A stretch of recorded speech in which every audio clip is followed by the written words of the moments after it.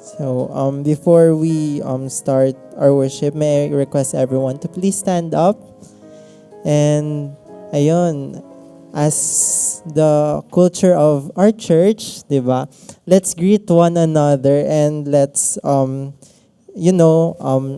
musta or chit-chat with one another. And if you have time, let's pray for them also. So, ayun, may I request everyone to roam around and greet the church, greet one another. So let's go, guys.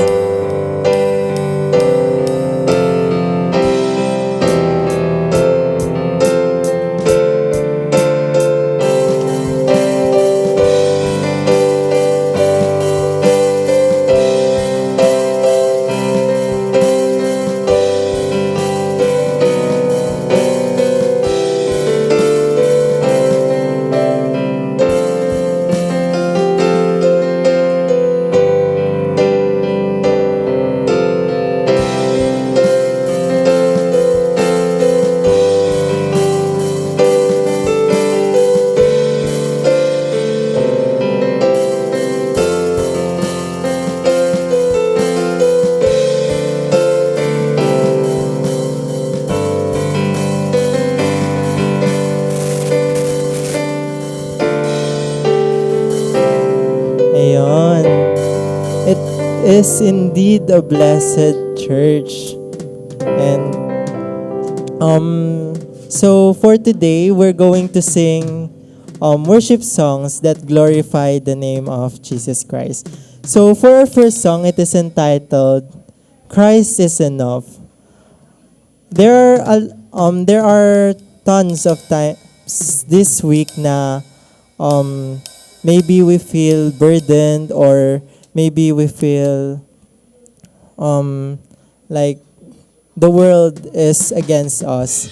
But I thank God for the reminders of our Pastor Daniel through the message na Jesus Christ being our mediator. And just like what Kuya Leonard earlier, I got touched by the message that Jesus Christ is interceding, diba? Jesus Christ, even though He did His purpose here in this world na to die for the cross and give us salvation, He still He is still praying for us, and He is being the judge. Not judge, but the lawyer rather. The lawyer in behalf of us in front of our Lord. And as we sing this song, Christ is Enough, I pray that we will really confess and surrender ourselves to our Lord Jesus Christ. So let's sing this song, Christ is Enough.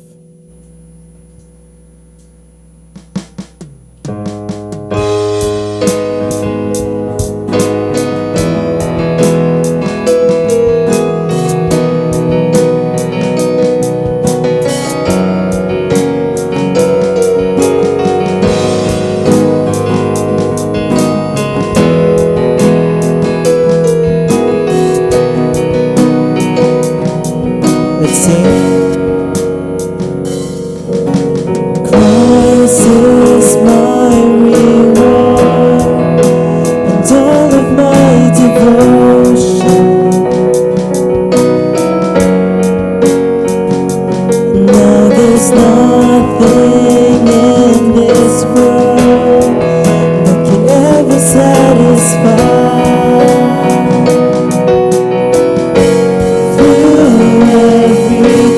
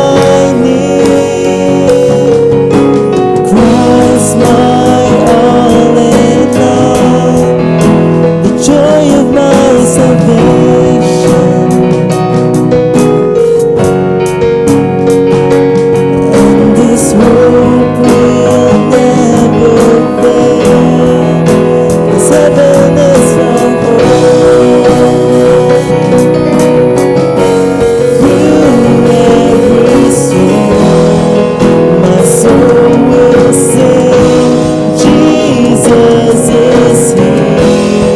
To God be the glory. Christ is enough for me. Christ is enough for me. Everything I need is in you. Everything I need. Christ is enough for me.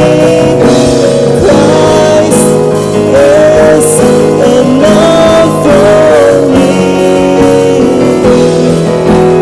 Everything I need is in you. Everything I need. As we sing this part of this song, I pray that we'll really have that intentionality to really follow Christ and bear our cross with Him. So let's sing this song. I've decided to follow Jesus, no turning back, no turning back. I have decided to follow Jesus, no turning back, no turning back. The cross before me, the world behind me, no turning back, no turning back. The cross before me, the world behind me, no turning back, no turning back.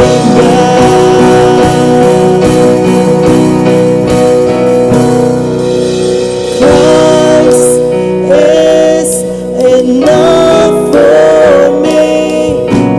Christ is enough for me. Everything I need is in you. Everything for the last time, let's confess. Christ is enough for me. Christ is enough for me. Everything I need is in you. Everything I need. Amen and amen. So for our next song, it is entitled Worthy, or most of us know this as Worthy is Your Name. And I saw this post of Kuya Da. It says there's a picture of like a door, then there's the blood of Jesus Christ, and it says that the Lord did not check who is inside the house was worthy. He checked for the blood on the doorpost. None of us is worthy, and only the blood of Jesus can cover us. So as we sing this song, I pray that we will really praise the name of Christ. We will really exalt the name of our Lord and Savior Jesus Christ. So let's sing this song, Worthy is Your Name.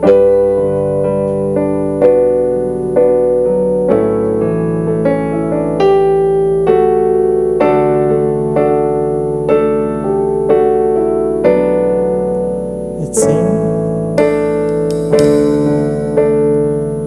It was my cross you bore, so I can live in the freedom you died for.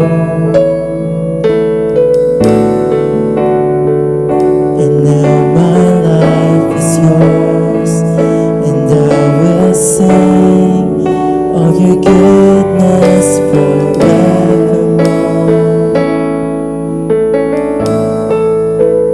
Worthy is your name, Jesus.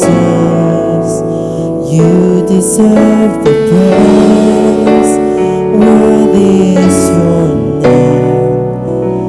Worthy is your name, Jesus. You deserve the praise. Worthy is your name. And now my shame is gone. And now my shame is gone. I stand amazed in your love undeniable. Your grace goes on, and I will sing of your goodness forevermore. Worthy is your name, Jesus. You deserve the praise. Worthy is your name. Worthy is your name, Jesus. You deserve the praise. Worthy is your name. Worthy is your name, Jesus. You deserve the praise. Worthy is your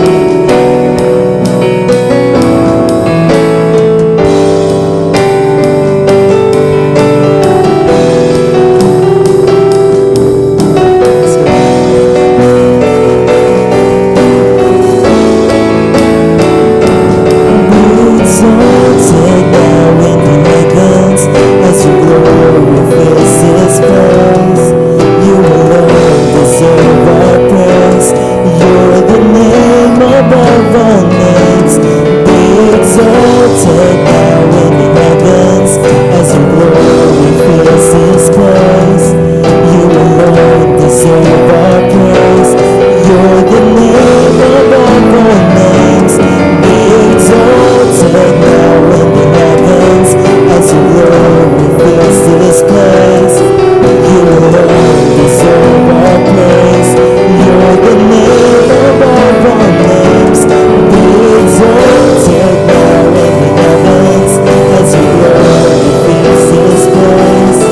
You alone deserve our praise. You're the name above all names.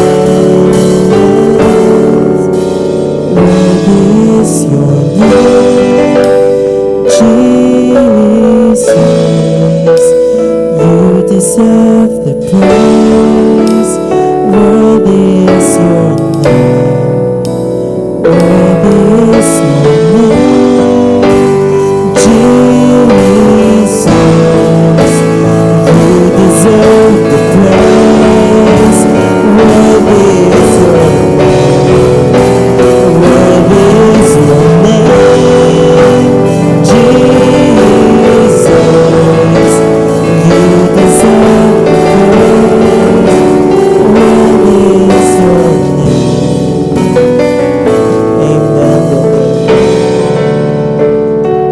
Amen. Let's continue worshiping the name of our Lord with this song. Worthy is the Lamb.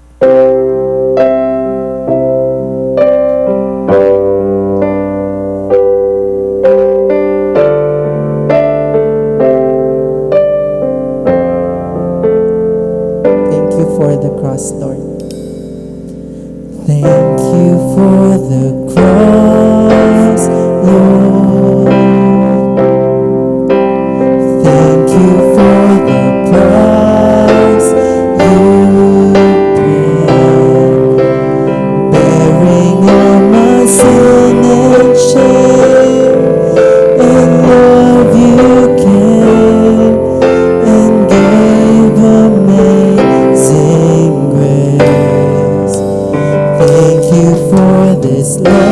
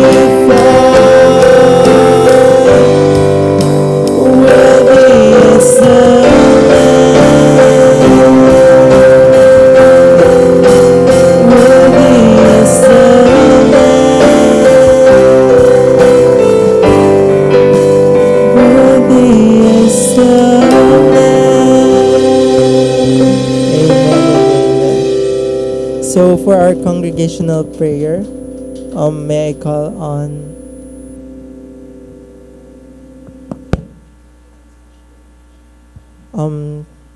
Intern Deaconess Lindsay Ashley de la Paz.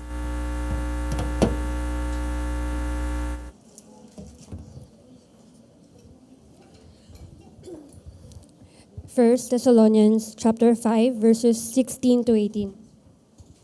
Rejoice always, pray continually, give thanks in all circumstances, for this is God's will for you in Christ Jesus. Let us pray. Abba Father, full of love, grace, and mercy, we thank you for allowing us to be here together, worshiping and honoring your name.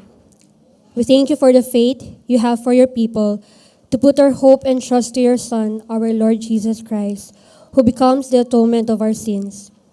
Your grace abounding as we proclaim that Jesus is the Christ. Lord God, we rejoice for this good news that we are no longer under the sins, but under your grace and mercy through our Lord Jesus Christ. Lord, we come here today admitting we fall short, and many times we doubt who you are. We forget, and many times we become faithless. Lord Jesus, we ask that you continue to grant us wisdom in what we do, although we lack patience and understanding. Lord Jesus, we ask that it's you, by the leading of the Holy Spirit, correct our ways and paths. We pray for our hearts to be sanctified and purified. Give us a new heart that reflects more of who you are, our faith to grow to be more childlike. Lord, we surrender to you the ministries you have entrusted to this church. Fill them with the double portion of your Spirit, that is your name, to be glorified and advanced. Sustain by your strength and grace all the committed workers, lay leaders, and even deacons and deaconesses. Praying for the children that the seed of the gospel be implanted to them will grow in your perfect time and schedule. Bless the hearts of your church, Lord Jesus Christ. In the will and way we acknowledge the presence of our Lord, that our will be aligned in your will. Break our hearts that turn to be hypocrites. Teach us, O Lord, to forgive, to love you even more than our flesh, and learn to deny ourselves, to rejoice in our sufferings and hardships. Teach us to count our days and look forward for the true hope that cannot be found in this world. By your grace, we pray that your Holy Spirit intercede in us, and even to our Pastor Daniel Kim, who will deliver the message to us. Thank you, Lord, our God. We love you in the name of our Lord Jesus Christ. We pray. Amen.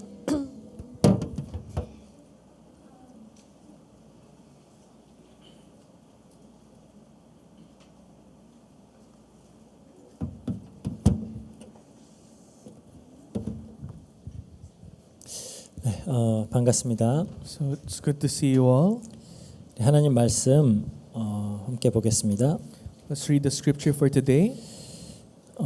마태복음 23장 16절에서 24절까지 다룰 건데 우리 16절하고 23절 이렇게 두 절만 보도록 하겠습니다. So today's scriptures from Matthew 23 verses 16 to 24, but let's only read verses 16 and 23. 먼저 16절 읽습니다. Let's read verse 16.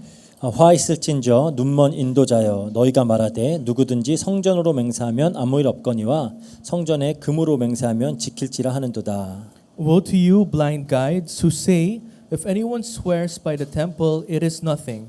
But if anyone swears by the gold of the temple, he is bound by his oath. 23절 보겠습니다. And at verse 23, 화 있을진저 외식하는 서기관들과 바리새인들이여 너희가 박하와 회향과 근체의 11조는 드리되 율법에 더 중한 바 정의와 긍휼과 믿음은 버렸도다. 그러나 이것도 행하고 저것도 버리지 말아야 할지니라. Woe to you, scribes and Pharisees, hypocrites! For you tithe mint and dill and cumin, and have neglected the weightier matters of the law, justice and mercy and faithfulness. These you ought to have done without neglecting the others. 네, 오늘 또 화 있을진저 두 번째 만남입니다. So today is the second sermon regarding woe to you. 두 번으로 끝내려 그랬는데 못 끝냈어요. 다음 주까지 가겠습니다. I wanted to finish the woe to you series today, but I think we'll have to go until next week. 우리는 지난주에 이어서 지금 예수님께서 서기관들과 바리새인들에게 화를 이제 선언하시는 장면을 이제 살펴보고 있습니다. So starting from last week and as we continue today, we are seeing the scene where Jesus is proclaiming, "Woe to you, to the Pharisees and other religious leaders." 그러니까 지난주에 다뤘듯이 그 우아이라 그랬죠. 그 깊은 슬픔이나 비통함을 느낄 때 혹은 강한 분노를 느낄 때 입에서 터져 나오는 그런 신음소리를 어떤 단어로 만들어 놓은 의성어다 그랬어요. So you guys still remember that the word woe in Hebrew is uwai, which is that sound that you make when you feel this great bitterness, this frustration and anger, which is like an onomatopoeia. It's like the sound that you know the meaning of. 즉 예수님은 이제 바리새인들과 서기관들이 지금까지 일관되게 보여왔던 그 외식하는 모습에 정말 통탄하면서 저주를 쏟아붓고 계시는 겁니다. So Jesus is really frustrated, so angered towards the unending hypocrisies of the religious leaders.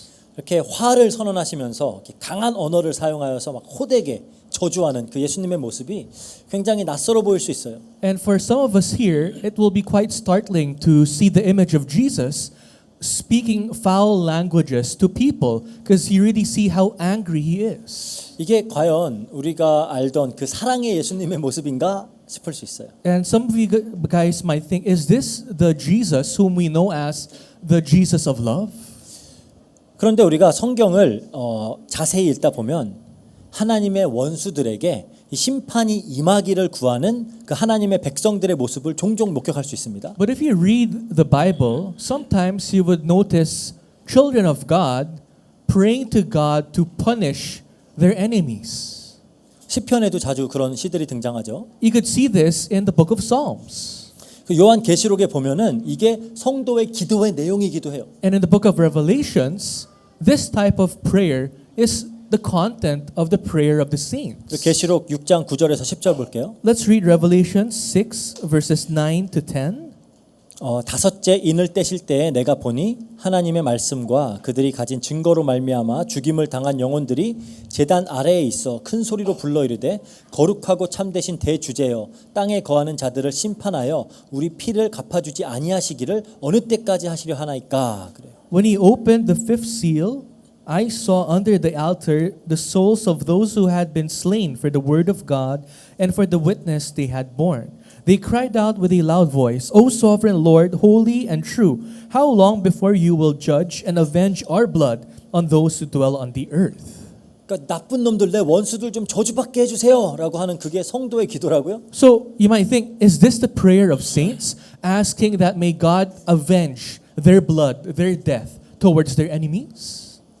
그렇게 생각할 수 있지만 그런 게 아니에요. You might think of it that way, but that's not how you should interpret these verses. 이건 사실 하나님의 영광을 구하는 기도입니다. This prayer actually seeks the glory of God. 하나님을 하나님 되게 하는 하나의 속성은 하나님의 공의예요. Because one of the character that makes God as God is His justice. 그래서 이 기도는 하나님의 영광이 나타나기를 구하는 기도인 동시에 하루빨리 하나님의 구원 계획이 성취되고 하나님 나라가 완성되기를 구하는 기도입니다. Because this prayer actually gives glory to God, proving that God is God. At the same time, this prayer seeks that may His will be done faster, hastening His will to be done. 그러니까 누가복음에 보면은 자기 원수에 대한 원한을 풀어달라고 막 끊이지 않고 구하는 그 과부의 이야기가 등장하는 그 불의한 재판장 비유 있죠.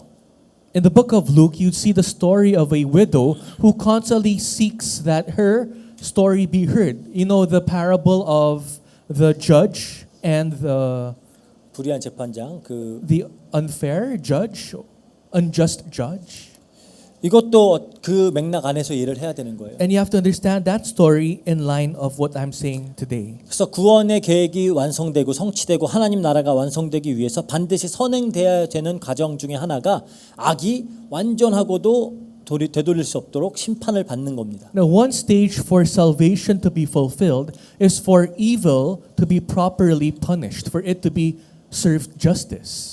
예수님이 다시 오실 것이라고 분명히 약속하셨죠. Jesus promised that He will come again.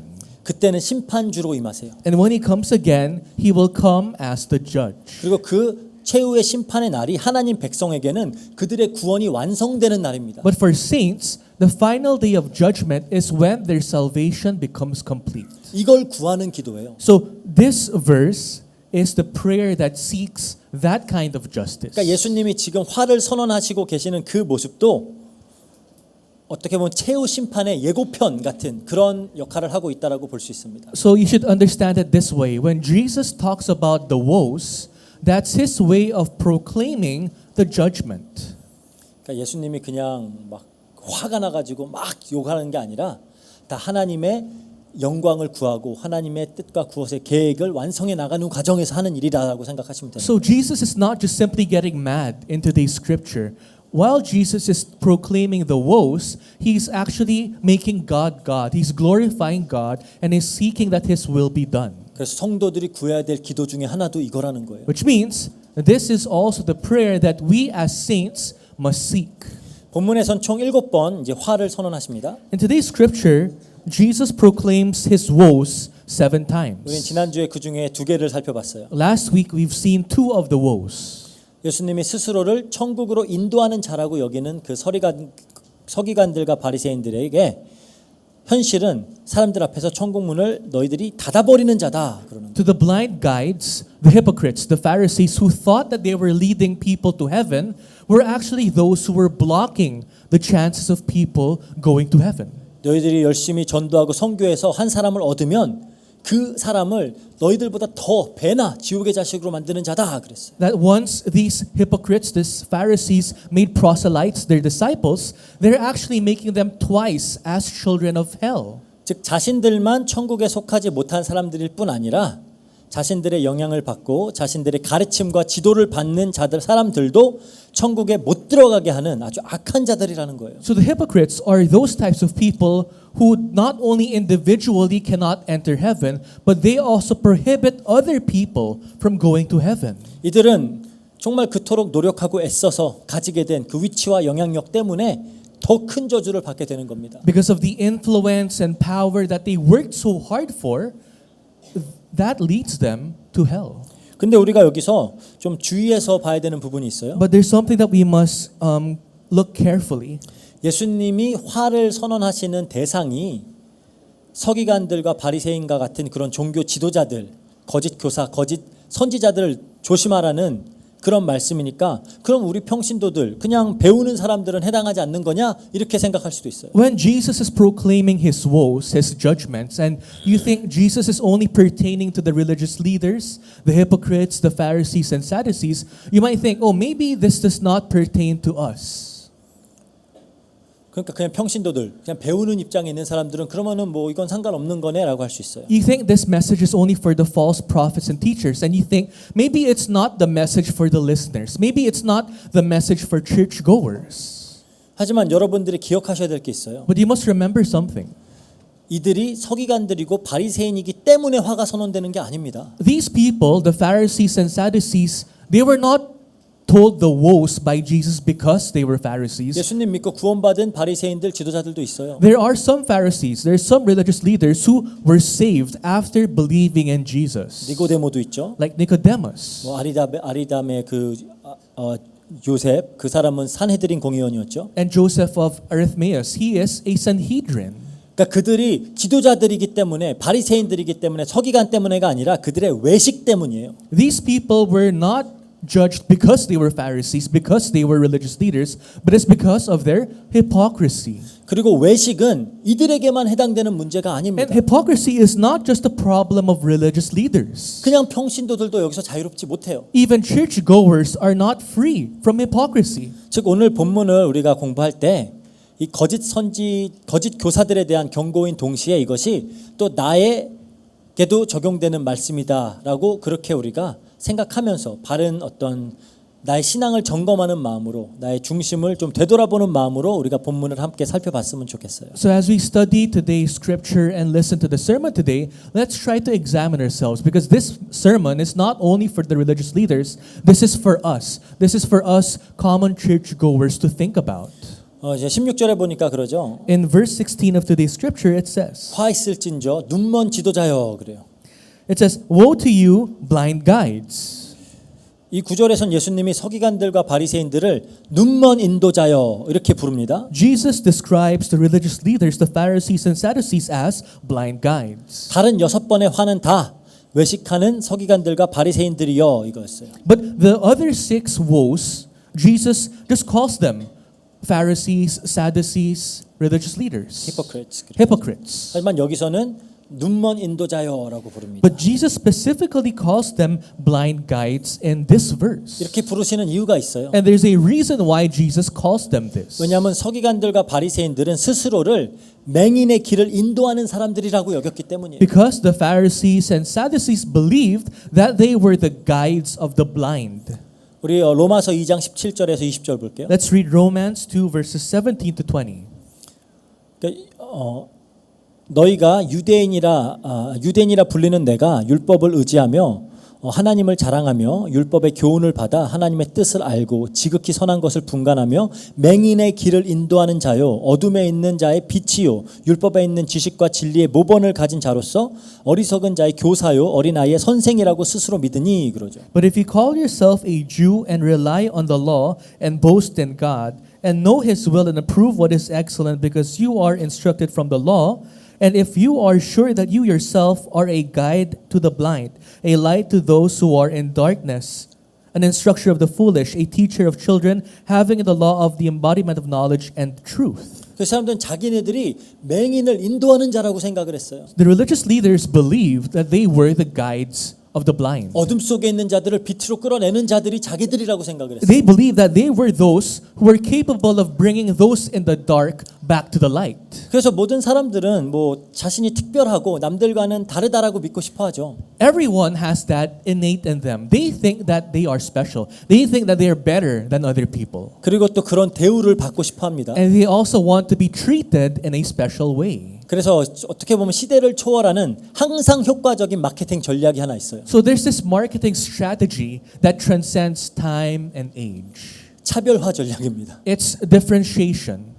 VIP, 뭐 리미티드 에디션, 뭐 그런 거 한정판 이런 거 하면은 사람들이 그건 무조건 빠져요. When you say that it's a limited edition, special edition, VIP, people have no choice but to be lured towards that product. 나는 특별하다고 믿고 싶은 거예요. Why? Because people want to believe they are special. 그러니까 이 역시 스스로를 높여서 하나님과 같아지려는 그런 인간의 헛된 시도죠. And this is the futile attempts of mankind trying to be like God. 물론 우리가 성경에 근거한 바른 정체성, 하나님의 자녀라는 그 바른 정체성 갖는 건 매우 중요해요. Yes, it's very important for us to have a proper identification of our status, who we are as what the Bible tells us. 하지만 이는 결코 스스로를 높이는 어떤 특별 의식이나 선민 사상의 근거가 되면 안 됩니다. But the identity found in the Bible must not make you treat yourself as special, as if you are the only chosen ones. 근데 서기관들과 바리새인들에게는 이 율법이 어떤 자신들의 전문성을 띠고 있는 이 율법이라는 분야가 자기의 특별 의식의 근거였어요. But for the Sadducees, Pharisees, and religious leaders, them practicing the laws zealously was one way of proving that they were special. 우리가 복음을 이렇게 사용하면 안 돼요. But we must not use the gospel that way. 저건 복음도 못 깨달아가지고 쟨 복음도 모르잖아. 막 이런 말하는 것 자체가 복음을 왜곡되게 받아들였다라는 증거예요. You saying that person does not understand the gospel, that person cannot live out the gospel in their life, is a fact that you are distorting the gospel yourself. 즉 이들은 다른 사람들은 맹인이고 자기들은 그들을 인도할 자다. 다른 사람들은 다 어둠에 있고 자기들만 빛에 있다. 그렇게 생각하면서 타인을 가르쳤어요. Why? Because when the Pharisees and Sadducees taught people, they firmly believed that they were in the light. And these people are all in darkness. These people are incapable of freeing themselves on their own. 그런데 예수님이 오히려 이들이 너네들이 맹인이야라고 하는 거예요. But what did Jesus say? No, you are the blind. 너희들이 어둠 속에 있는 자들이야라고 지적하는 겁니다. You are the ones who belong in the darkness. 눈먼 자가 눈먼 자를 인도하면 어떻게 돼요? What happens if a blind tries to guide another blind?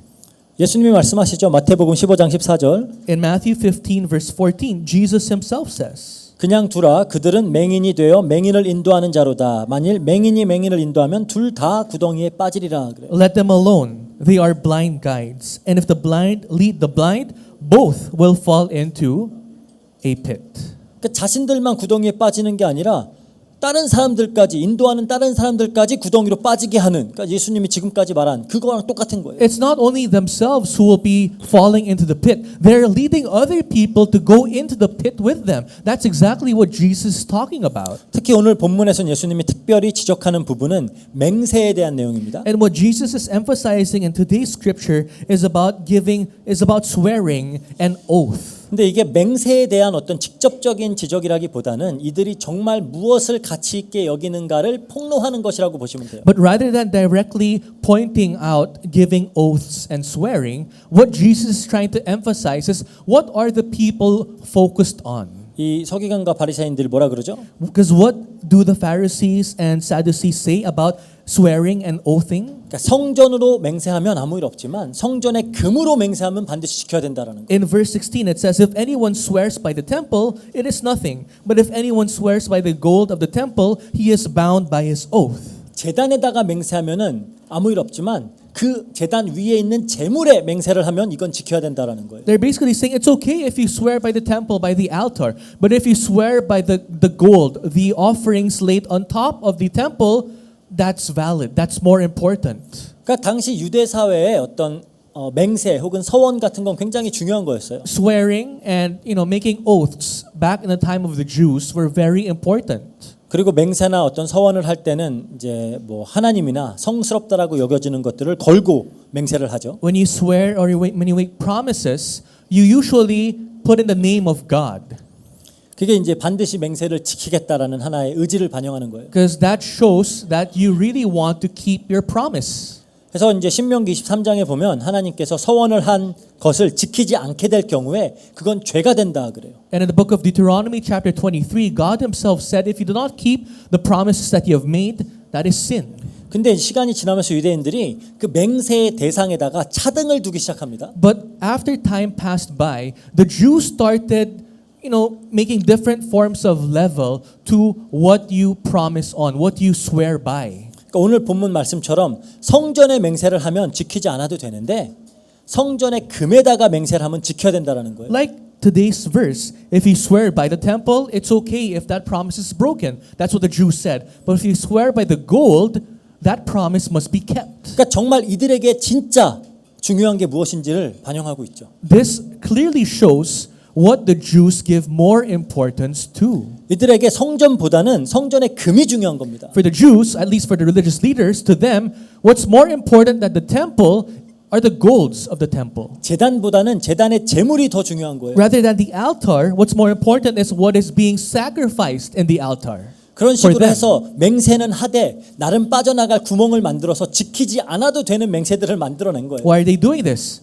Although they swear, although they make promises, they are making ways to exit that promise, so they don't have to keep the promise. 왜 그렇게 했을까요? But why do they do this? 당장 사람들 앞에서는 의로운 사람으로 신앙심 깊은 사람으로 보이고 싶은 거예요. Because they want to look holy. They want to be like people who keep their promises in front of other people. 그래서 하나님 앞에 맹세합니다. So they gladly swear and make oaths in front of God. 하지만 나중에 가서 맹세한 것을 지키지 않아도 죄책감을 느끼지 않기 위해서 이런 걸 만들어내는 거예요. But for them not to feel guilty in the case that they break their promises, they made so many different classifications of swearing and giving oaths, making oaths. 사실 지금도 우리가 뭐 다른 형식이겠지만 그런 많이 하죠 이렇게. And we're actually doing the same thing nowadays in different ways. 얼마나 많은 그 신앙인들이 말로는 제가 평생 하나님을 섬기겠습니다 막 하잖아요. So many Christians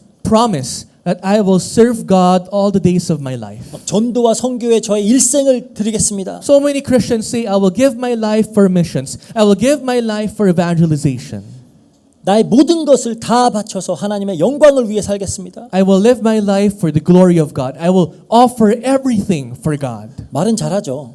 You're good at speaking. 심지어 막 그 큰 집회 같은 데 가면은 막 앞으로 나오라 그래요. 그럼 막 나와서 서서 그 자리에서 막 서원도 하고 그래요. And in big conferences, people will do altar calls or like tell them to stay in front and give your promises, your dedications to God. 그 당시에는 그렇게 하나님 앞에 맹세하는 자신의 믿음이 굉장히 기특하겠죠. At that moment, you're very proud of yourself. You're saying, I did a good thing. I made all these promises before God. 그 주변 사람들에게도 정말 나의 그 어떤 헌신된 믿음의 일꾼으로 보이는 그 모습이 좋아요. And it's good because you seem like a committed worker of God in front of other men. 근데 못 지키게 되면 But what if you don't keep those promises? 뭐 할 수 없지 뭐 그냥 이러는 거예요. And what's your reply?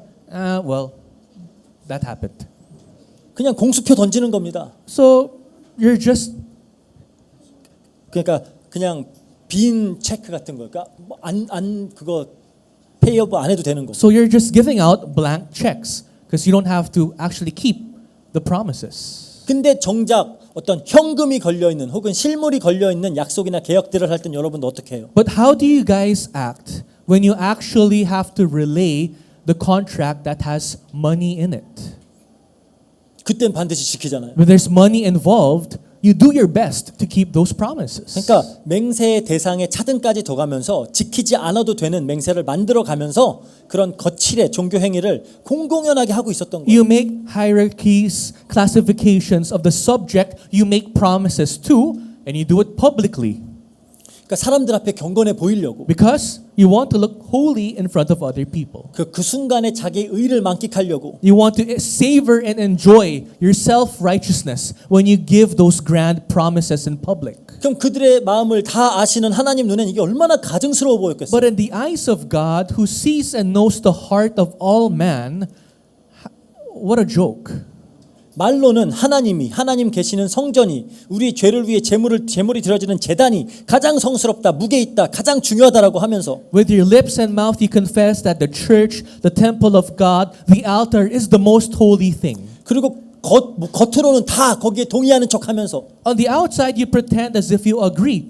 실제로 현실에서 그들에게 체감되어지는 무게 있고 중요한 것은 금이고 재물인 거예요. But in reality, what's more important to you, what actually affects you more are the golds, is the money. 마치 그 야곱이 에서에게 장자권을 이제 팥죽 한 그릇을 샀잖아요. Just how Jacob bought from Esau the rights of a firstborn with a bowl of porridge. 그러니까 에서에게 장자권이란 것은 명목상 중요한 거지 실제로는 가치가 없는 거예요. For Esau, that rights of a firstborn is only important verbally, but for him in his life, it's not that important. 그 장자권에는 앞으로 오실 여인의 후손, 그 메시아의 약속, 언약이 담겨 있잖아요. But in the rights of a firstborn contains the offspring of the woman, the future promised Messiah.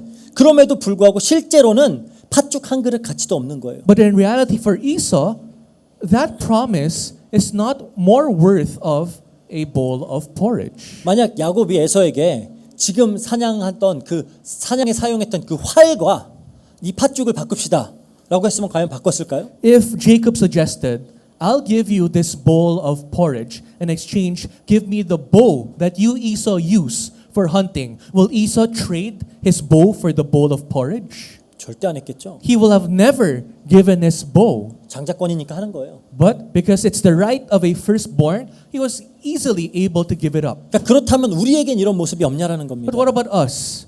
Do we act the same? 우리가 교회에서 말로는 하나님이 제일 중요해요. 예배가 거룩이 하나님 맡기신 사명이 가장 중요하다라고 고백하잖아요. At church we confess worship is the most important thing. The mission that you have given me for my life is the most important thing. 현실에선 어때요? But in reality, what do you do? 학교 성적만도 못 하잖아요. Church, your faith is not important compared to your grades at school. 업무 성과만도 못 해요. It's not more important than the KPIs, the goals that you have to set at work. 진급만도 벌어들일 수 있는 돈만도 못 한 거잖아요. It's lesser value than your promotion, than earning more. 심지어 취미 생활만도 파티만도 못 해요. It's lesser than you going out for parties. It's lesser than the hobbies that you have. 그러니까 마치 모두가 암묵적으로는 다 알고 있지만 겉으로는 쇼하고 있는 모습이 하나님이 보시기에 얼마나 가증스럽겠냐라는 거예요. Everyone collectively shares that view, but in the outside they pretend as if they love God and they're holy, and God knows the truth. And how wicked is it in His eyes? 그래서 예수님이 산상수훈에서 맹세 같은 거 하지 말아라라고 하는 That's 거예요. why the Sermon of the Mount, God says, don't swear. 마태복음 5장 37절 보면 그러죠. In Matthew 5, verse 37. 오직 너의 말은 옳다 옳다 아니라 아니라 하라. 이에서 지나는 것은 악으로 나느니라. Let what you say be simply yes or no. anything more than this comes from evil. 못 지킬 말 하지 말라는 겁니다. Don't make promises that you cannot keep. 잘 보이기 위해서, Don't make promises just to look good in front of other people. 의로운 자처럼 보이기 위해서. Don't make promises just to look righteous to other people. 물론 한순간에 큰 어떤 은혜와 감명을 받아서 정말 나의 삶을 하나님께 드리고 싶을 때가 있어요. Yes, there are moments in your life when you're so touched by the Spirit of God that you want to dedicate everything for Him.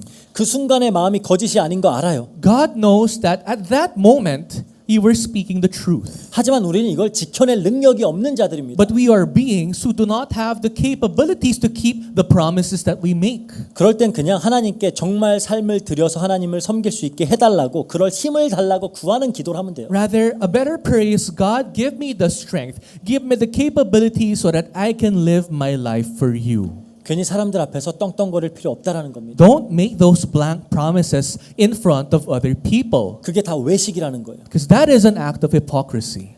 23절, 24절 보겠습니다. In verse 23 to 24 of today's scripture, 화 있을진저 외식하는 서기관들과 바리새인들이여, 너희가 박하와 회향과 근체의 11조는 들이되 율법에 더 중한 바 정의와 긍휼과 믿음은 버렸도다. 그러나 이것도 행하고 저것도 버리지 말아야 할지니라. 맹인된 인도자여, 하루살이는 걸러내고 낙타는 삼키는도다. 그래요. Woe to you, scribes and Pharisees, hypocrites! For you tithe mint and dill and cumin, and have neglected the weightier matters of the law, justice and mercy and faithfulness. These you ought to have done without neglecting the others. You blind guides, straining out of gnat and swallowing a camel. 이 역시 우리가 서기관과 바리새인들의 어떤 종교적 외식을 지적하는 말씀으로 봐야 되는 거예요. And you have to think of this verse as Jesus pointing out the hypocrisies of the religious leaders and Pharisees and scribes. 근데 이 본문을 이렇게 종종 이렇게 맥락에서 아예 분리시켜 가지고 어떤 신약의 그 11조, 신약에서도 11조는 하는 거야라고 그 어떤 근거 구절로 사용하는 경우를 종종 봐요. But many preachers would use these verses out of context, and they would say, look, this is the basis on why you must give tithes. That's what most pastors say. 근데 사실 본문은 그 얘기하는 게 아닙니다. But these verses are not about giving tithes. 구약엔 여러 율법들이 존재하죠. In the Old Testament, there are many laws. 그 중에는 율법에는 이제 십계명과 같은 그런 도덕법들이 있어요. Out of the many laws, just like the Ten Commandments, there are moral laws. 하지만 그런 종교적인 의식, 뭐 정결의식 같은 그런 의식법들이 있습니다. But there are also ritual laws, wherein Ceremonial your laws. ceremonial laws. 그리고 여러 민사법들, civil law들도 있어요. There are also civil laws in the Old Testament. 그래서 구약의 율법을 공부하다 보면 이제 헷갈리는 게, 그럼 우리가 지금까지 지켜야 되는 건 뭐고 더 이상 지키지 않아도 되는 게 무엇인지 그게 좀 헷갈리죠. If you try studying the laws in the Old Testament, sometimes you kind of get confused. So, what are the laws that we have to keep and what are the laws that we don't need to keep? You might ask. 우선 대략적으로만 설명을 하자면 도덕법은 여전히 유효하다고 이해하시면 돼요. Understand it this way. In terms of the moral laws, you have to keep it even today.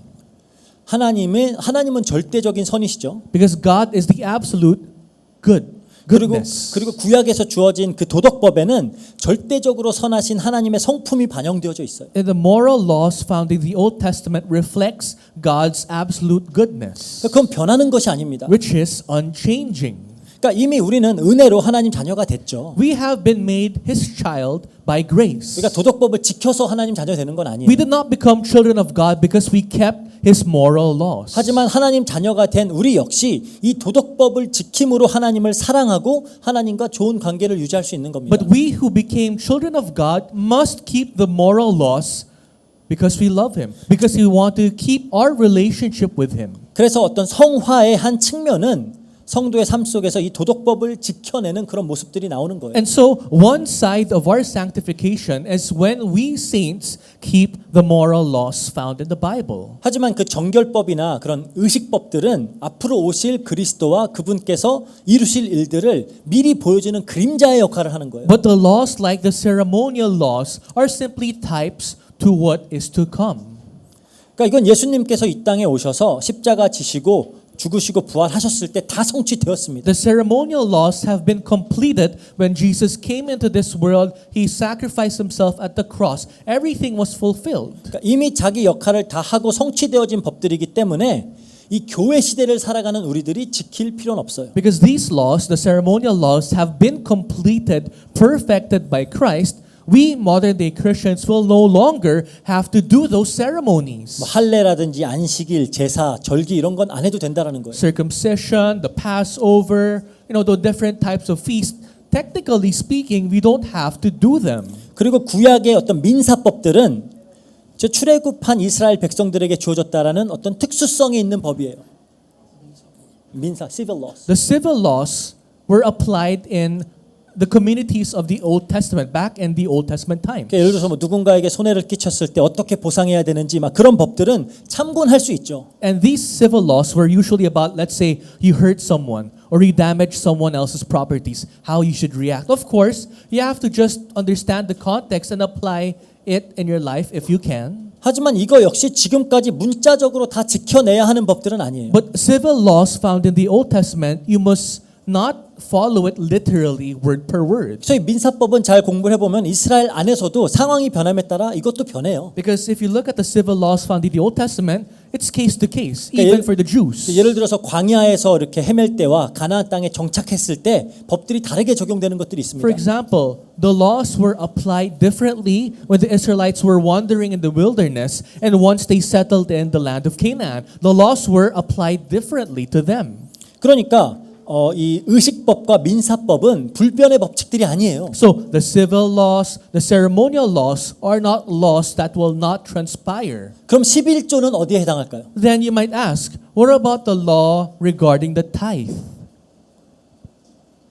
인사법과 민사법에 해당하는 거예요. The law 의식법과 민사법. regarding the tithe is connected to the civil laws and the ceremonial laws. 그냥 이스라엘이라는 국가 자체가 신정 국가이기 때문에 매우 특이한 사회예요. Because Israel as a country was a kingdom that follows God. At the same time, it's a country of its own. It's a kingdom of its own. 그러니까 이 국가와 종교가 분리되어 있지 않죠. Where 하나예요.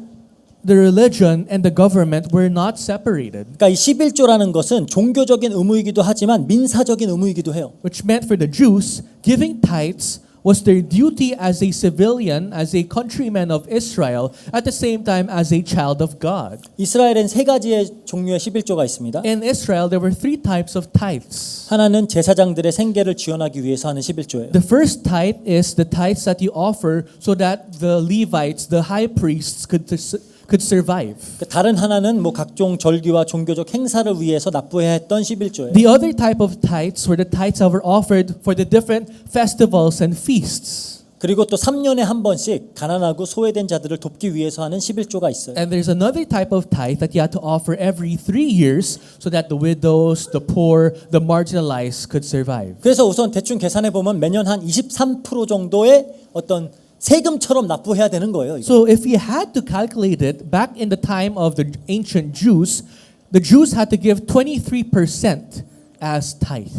이게 약간 세금 같은 개념이에요. It's almost as if it's their tax. 물론 이 외에도 뭐 여러 가지 어떤 자원에서 혹은 의무적으로 막 죄를 지었을 때 제사 제물 드리는 그런 뭐 헌금들과 헌물들이 있죠. This is excluding the different sacrifices and offerings that the Israelites gave for their sins. 즉 오늘 본문에서 예수님이 11조를 행하라라고 하는 그 말씀은 어떤 하나님 앞에서 우리가 하는 그것보다는 어떤 국가 구성원으로서의 의무를 다하라는 명령이에요. So when Jesus talks about the tithes in today's scripture, Jesus was talking to the Jews in the perspective of becoming the countrymen of Israel. Do your job as Israelites, as Jews. 그러니까 위정자들을 존중하고 의무를 지켜서 행하라는 그런 어떤 신약 성경의 그런 일관된 그런 명령과 아주 일맥상통하는 부분입니다. Which is in line with the command that is found in the Old Testament to obey those who are in power in the government. 그래서 이 본문을 근거로 구약의 모든 제도는 이제 다 무효하지만 11조만큼은 의무적으로 지켜야 된다. 그거는 좀 무리가 있어요. So for some pastors who would use this verse to say that all the other laws of the Old Testament is no longer valid, but you have to give tithe because of this verse, that's their misinterpretation. 우리가 몇 주 전 금요일 날 헌금에 대해서는 이야기를 했죠. A few weeks ago during the Friday night prayer service, worship service, we talked about tithe. 이제 우리는 우리 전 존재가 드려지는 겁니다. Tithe is when we give our everything to God. 이 10분의 1이라는 거는 10 전체를 대표하는 1인 거예요. 1/10 When we say we give 1/10, the 1 there represents the 10 that we give. 그 어떤 믿음의 고백으로 하는 거지 성경에서 이렇게 하라고 했으니까 그렇게 이제 하는 건 좀 무리가 있습니다. So the tithe is some sort of testimony. That's your confession of your faith. It's not giving tithe simply because the Bible told you to do so. 그렇다면 여기서 예수님은 또 서기관들과 바리새인들을 뭘 지적하는 걸까요? Then what is Jesus trying to point out? What is Jesus trying to criticize regarding the Pharisees and Sadducees? 말 그대로 외식이에요. Literally, their hypocrisy again. 그러니까 당연히 행해야 하는 바, 그러니까 당연히 세금 내는 것처럼 당연히 해야 되는 걸 하면서 그걸 가능한 많이 티가 나는 방법으로, 가능한 많이 사람들에게 보여줄 수 있는 방법으로 하면서 거기 열심을 내고 있는 겁니다. Because the Pharisees, Sadducees, and religious leaders, they had to give tithes. It's natural for them, right? But they always give too much or they do it publicly. They had to do it in front of other people. 티나게 무조건 사람들이 볼 수 있게. They want to make sure to make it as obvious as possible that they were giving tithes 그래서 in front of other 그래서 people. 어떻게 하는 거예요? So how did he do it? 그 박하와 회향과 근채 이건 다 그냥 자기 집 텃밭에서 키우는 일종의 양념이나 향신료 같은 거예요. So the scripture talks about mint, dill, and cumin. These are herbs that can be easily grown 사진 in the 보여주세요. garden. Try to flash the picture. 이게 박하, 민트예요. That's mint. 딜이라고 하죠. Dill is the one in the middle. 이게 큐민. The one on the left is cumin. 차라리 이렇게 얘기하는 게 더 우리도 알아듣기 편하죠. If you have the visuals, it's better for you to 아니, understand. 회향과 근채는 한국말로 쓰지 않는 단어들이에요. Because those mint, cumin, those things are not really common Korean herbs, so 이 they don't know. 이파리가 사실 되게 작아요. And these leaves are so small. The dill is very small, 그거 하나하나 다 띄는 거야. and you have to pluck each leaves out. 요거 딜 하나하나 다 dill. 띄는 거예요. For the dill, if you know what dills look like, you have to pluck each leaves out from the stalk. 큐민 저거 되게 작거든요. And also cumin, it's very small. 이거 가지고 하나하나 알갱이 하나하나 이파리 하나하나 세면서 9개는 내 거, 하나는 하나님 거 이러고 있는 거예요. So what the Pharisees, religious leaders are doing publicly, they're counting each pieces of the dill, cumin, and say 9 is ours and that 1 belongs to God. They're doing it publicly, 굉장히 어리석어 보일 수 있는 행동이죠. which is very foolish to look at. 과연 하나님이 이렇게 이파리 하나까지 씨앗 하나까지 세서 다 하라고 그렇게 말씀하셨을까요? Did God ever command that I will be looking at each pieces of dill that you're giving to me and this is what you must give? Did God ever say that? 그러니까 하나님이 땅의 소산을 11조로 드려라 그렇게 얘기했어요. God simply said that give the offerings of the land, what you harvest as offerings to Him. 그러니까 11조 결과물들이잖아요. 결과물들의 10분의 1을 내라 그러는 거예요. Simply give me 1/10 of what you were able to harvest, the result of what you were able to work for. 그러니까 곡식 빻아서 가루 만들었으면 그냥 무게 재가지고 10분의 1 드리면 돼요. What do you have to do? If you were able to harvest grain, make it into powder and give 1/10 of what you were able to harvest. It's so simple. 뭐 포도주 만들었으면 포도주 그 양 나오잖아요. 거기 10분의 1 그렇게 드리면 되는 거예요. If you make wine, then give 1/10 of the wine that you were able to measure. So simple. 근데 더 나가가지고 이 특별한 열심을 부렸던 겁니다. But what did the religious leaders do? They did extra. They were extra zealous of trying to keep that specific tithe. 이유는 뻔해요. But the reasons, their intention is very obvious. 나는 이렇게 철저하게 하나님의 말씀을 지키는 사람이야 보여주기 위한 거. They want to show off. I keep God's commandments and law to this single piece. 이를 통해서 나는 너희들하고는 달라 하는 거예요. With this act of mine, I am proving that I am different from you. 내 믿음이 너희들보다 훨씬 좋아 하는 That 거예요. my faith is a greater quality faith than you. 이걸 증명하라고 이 짓을 하고 있는 겁니다. Just to prove that, that's what the Pharisees did.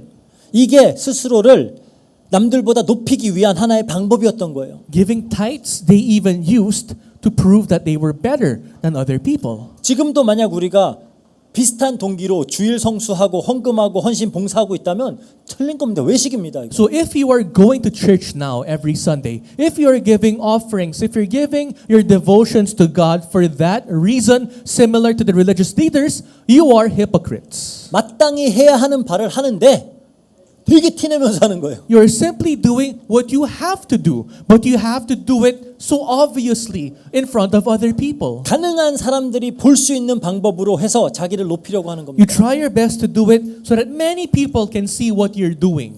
그리고 이들의 특징은 뭐죠? And what's one characteristic of hypocrites? 자신들처럼 하지 못하는 사람들은 깔보고 지적하고 가르치려고 들어요. They're so judgmental. They look down upon people who cannot do the same thing as them. 그러니까 왜 넌 나처럼 못해 하는 거예요. What they're saying is, why can't you be like me? 문제는 그러면서 정말 중요한 하나님의 가르침은 놓치고 있다라는 사실이에요. But the problem is, while they are acting like hypocrites, they're losing hold of the more important things. 하나님께서 당신의 백성들에게 율법을 주신 이유가 단순히 기계적으로 이 율법 지키라고 하는 건가요? Do you think God gave the laws to the Israelites just for them to act like robots to mechanically keep the laws? 아니죠. No. 이 율법을 지킴으로 하나님을 사랑하고 이웃을 사랑하는 방법을 가르치는 겁니다. When God gave the laws to the Israelites, it's God's method of making them love Him and love their neighbors by keeping the laws. 율법을 통해 하나님의 성품을 배우고 그들의 삶의 근간이 될 수 있는 정신들을 배우라는 거예요. By keeping the laws, they get to understand the character of God. They get to understand what God is trying to tell them and act the same way to other people. 그래서 구약 성경에 하나님이 이렇게 말씀하세요. And that's why in the Old Testament, God said 미가서 6장 8절입니다. in Micah 6 verse 8, 사람아 주께서 선한 것이 무엇임을 내게 보이셨나니 여호와께서 내게 구하시는 것은 오직 정의를 행하며 인자를 사랑하며 겸손하게 내 하나님과 함께 행하는 것이 아니냐 그래요. He has told you, O man, what is good and what does the Lord require of you but to do justice and to love kindness and to walk humbly with your God. 본문에서도 예수님이 뭐라고 말씀하시죠? Even in today's scripture, what did Jesus say?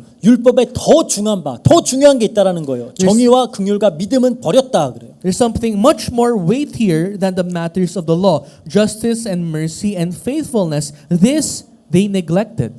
정의를 배우고 긍휼을 배우고 믿음을 배우라고 율법을 줬는데 이건 무시하고 나를 높일 수 있는 사소한 행위에만 집착하고 있는 거예요. God gave the laws to the Israelites for them to understand justice, mercy, and faithfulness. But what are the Jews doing? They're using the laws so that they could lift themselves up.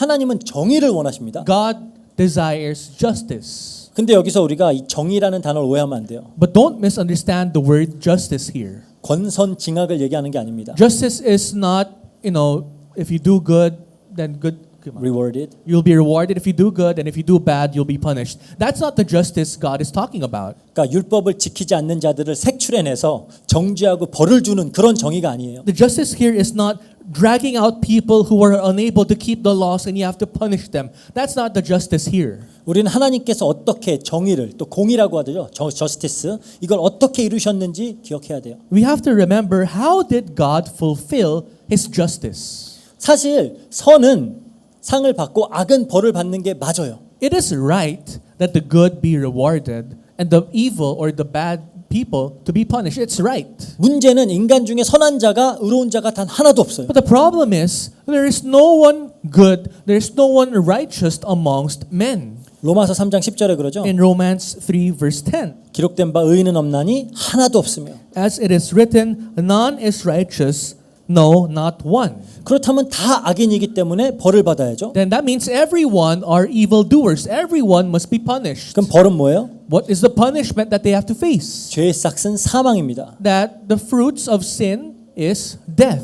다 죽어야 돼요. Everyone must be put to death here. 그게 정의예요. That is the fulfillment of justice. 그게 공의예요. That is justice. 근데 하나님은 다른 방식으로 이 정의를 이루시기로 작정하신 겁니다. But God decided that He will fulfill justice His way 당신의 독생자를 이 땅에 보내신 거예요. by sending His one and only Son here in this world. 이 인간의 모든 악과 범죄를 다 이 독생자에게 뒤집어 씌웠어요. And all the evil deeds, actions, and nature of mankind was completely covered to the Son. 그리고 그들 대신 십자가에서 죽도록 한 겁니다. And God commanded that His Son be sacrificed at the cross on their behalf.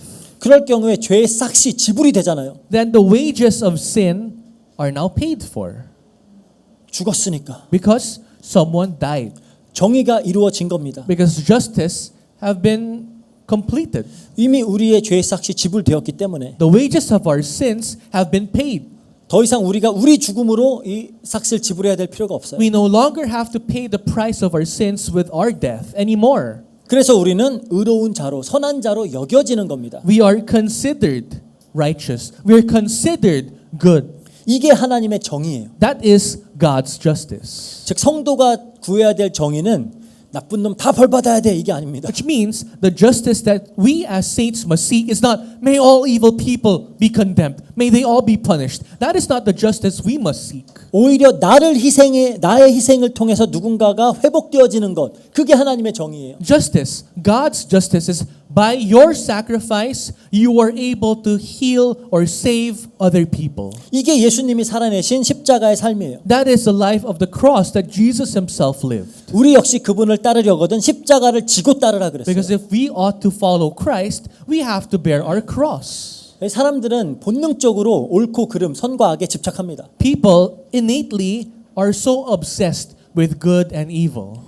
하지만 자기 자신에겐 끝없이 관대해요. But they are so generous to themselves. 남들에겐 매우 철저합니다. But they're so strict when it comes to good and evil for other people. 인간이 스스로 정당화시키지 못할 죄란 없어요. There's no sin that mankind is incapable of justifying or rationalizing. 그만큼 자기를 사랑해요. 인간. That's how much we love ourselves. 하지만 남의 죄는 절대 정당화되지 않습니다. But you cannot rationalize or justify the sins of other people. 그래서 반드시 그들에게 손가락질을 해야 돼요. You have that desire to point fingers at the sins of other people. 그들의 죄를 지적해야 돼요. You have to point out the sins and blemishes of other people. 그리고 그걸 붕괴해야 돼요. You have to be angry towards the sin and shortcomings of other people. 왜죠? Why? 그래야 나는 저들보다 낫다라는 느낌을 받을 수 있어요. That's how I can feel for a bit that I am better than that person. 그래서 가끔씩만 뉴스에 막 끔찍한 사건을 저지른 범죄자들 보면 사람들이 다 공분을 하는 거예요. And that's why when you see at the news some gruesome crime of someone, everyone gets collectively angry together. 막 심지어 막 계란도 던지고 욕을 퍼붓고 막 하죠. No, you see people throwing eggs at criminals. 그게 뭐예요? 나는 저들과는 다른 괜찮은 사람이야라는 표현을 하는 거예요. Why? That's their expression of saying, I'm better than that criminal. 서기관들, 바리새인들 늘 이 일을 하고 있었던 The 겁니다. Pharisees, Sadducees, and religious leaders, that was their day-to-day activity. 그러면서 그걸 정의라고 생각을 했어요. And they described it as justice. 아닙니다. That's not justice. 성도들에게 정의란 것은 내가 희생되어서라도 남을 살리고 세우는 거예요. Why? Because justice for saints is so even if I have to sacrifice myself, I'd gladly do it to save someone else. That's our justice. 그걸 보고 또 사랑이라 그러죠. That's what they call love. 그래서 하나님은 공의와 사랑의 하나님인 거예요. That's why God is the God of justice and love. 우리에게 주어진 명령은 사랑이지 심판이 아닙니다. The commandment given to us is to love, not to judge. 심판은 우리의 역할이 아니에요. Why? Because judging other people is not our role. It's not our task. 마지막 때 예수님이 심판주로 오시면 그때 모든 걸 심판하십니다. When Jesus Christ comes again as the judge, that's when he will judge. 그때의 선과 악은 오롯이 드러나게 돼요. That's when good and evil will be revealed no matter how much you want to hide it. 그러니까 심판과 정죄와 비난은 우리가 해야 될 일이 아니에요. So once again, judging, condemning, criticizing is not our job. 근데 이 말을 또 오해하시면 안 돼요. But then some people misunderstand. So don't misunderstand. 이 말의 의미가 분별력을 가지지 말라는 말은 아닙니다. What I am telling you guys is not to have discernment. 우리는 반드시 바른 분별력은 가져야 돼요. We need proper discernment. 근데 우리가 지금 살아가고 있는 세상에서 유일하게 하면 안 되는 게 뭐예요? Why? In this world, what's one thing that you must not do? 판단하지 마. Don't judge. 그게 유일한 룰이에요. That's that one rule that the world always says. Don't judge. 모든 건 다 괜찮은데 저치하는 것만 판단하는 것만 나쁘대요. The world says you can do anything that you want, but don't judge. 좀 말도 안 되는 소리죠. Which is complete nonsense. 그러니까 성도는 건전한 분별력을 가져야 됩니다. We as saints must be able to do healthy discernment. 옳고 그름을 하나님 말씀에 근거해서 판단할 줄 알아야 돼요. You have to have the capabilities to judge between what is good and bad based from the scriptures. 그래야 우리가 진리의 편에 설 수 있잖아요. That's how we can side on the truth. 그래서 성경의 저자들이 그렇게 거짓 가르침에 대해서 열심히 경고하는 And 겁니다. that's why all the countless authors of the Bible talked against false teaching, false teachers. 다르게 분별하되 사랑을 베풀라는 거예요. You must be able to discern what is right and wrong, but you must treat them with love. 그래서 정의 다음에 긍휼로 이어지는 겁니다. That's why after love follows mercy. 긍휼은 은혜하고는 또 조금 의미가 달라요. Why? Because mercy is slightly different from grace. 이번 주 금요일 날도 잠깐 얘기했죠. And I talked about this Friday night worship service. 긍휼은 뭐예요? What is mercy? 영어로 하면은 not getting what you deserve예요. Mercy in English is not getting what you deserve. 즉 우리가 죄로 인해 마땅히 받아야 할 그 심판과 저주와 처벌을 받지 않는 게 긍휼이에요. Mercy is when we are exempted from the judgment and punishment that we had to receive because of our sins. That's mercy. 다른 말로 용서를 받는 거죠. In other words, being forgived.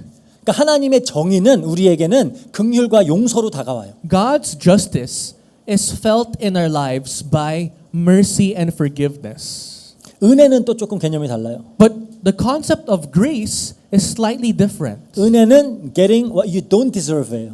Grace is getting what you don't deserve. Mercy는 not getting what you deserve. Grace는 getting what you don't deserve. Mercy is not getting what you deserve.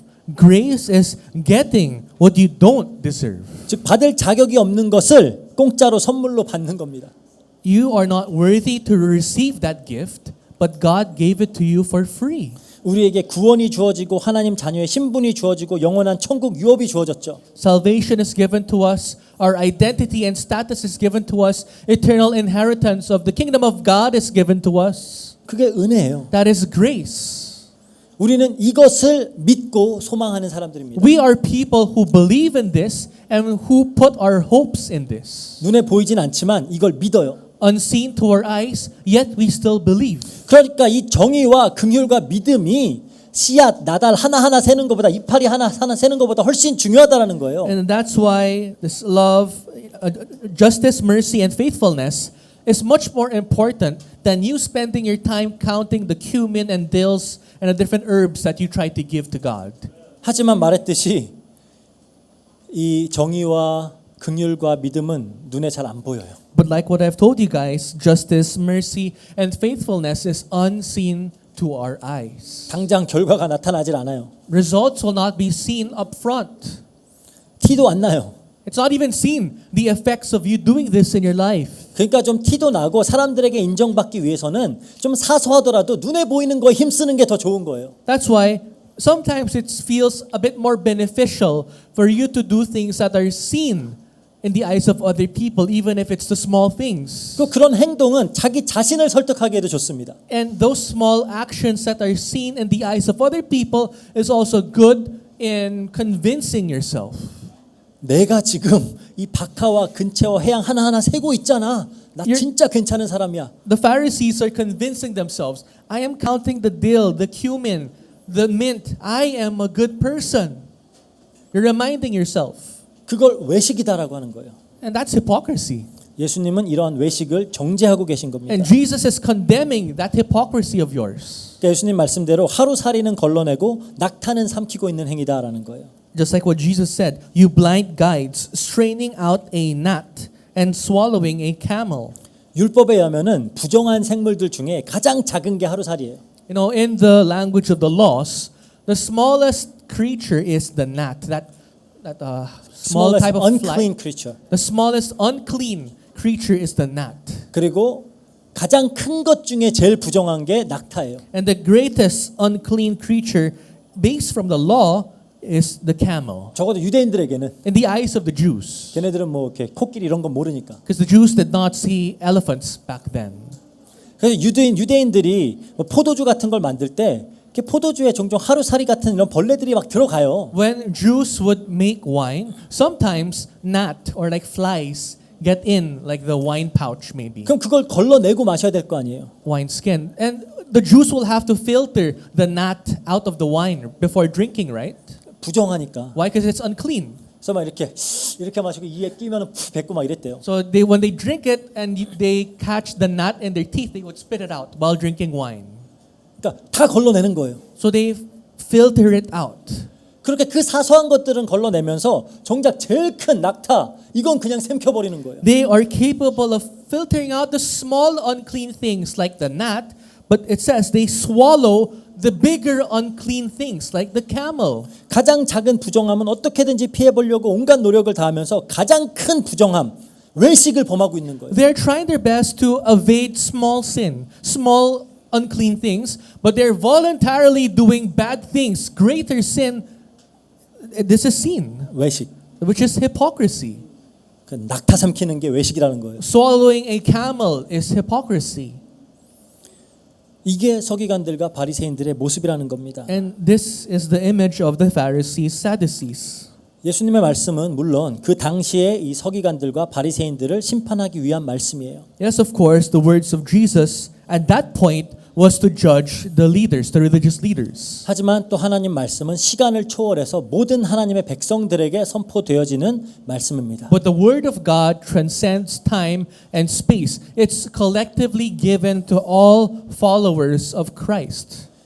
그래서 이 본문에서 선언되어지는 이 화들은 아까 서론에서도 밝혔듯이 마지막 때 악인들에게 쏟아 부어질 하나님의 최종 심판의 예고편이기도 해요. So as explained in the intro of today's sermon, the woes that are being proclaimed by Jesus is a glimpse of the judgment that sinners, hypocrites will face in the end times. 하나님이 지금 말씀을 통해 우리에게 알려주고 계시는 겁니다. God is simply revealing it to you in today's sermon. 뭐가 진짜 복인지, What true blessings are. 뭐가 진짜 화인지, What true woes are. 누구에게 구원이 임하고 누구에게 심판이 임할 것인지. Who will be saved and who will be judged. 물론 하나님 말씀은 우리에게 힘을 주기도 하고 막 평안함을 주기도 하고 뭐 신적 안정이나 확신을 주기도 하죠. Yes, at times the word of God gives us strength, gives us a peace of mind, comforts us at times. 이런 말씀도 잘 붙잡아야 되겠죠. Yes, you have to hold on to sermons and word of God like that. 어떤 의미에서 우리가 더 귀 기울여서 들어야 될 말씀은 경고의 말씀들입니다. But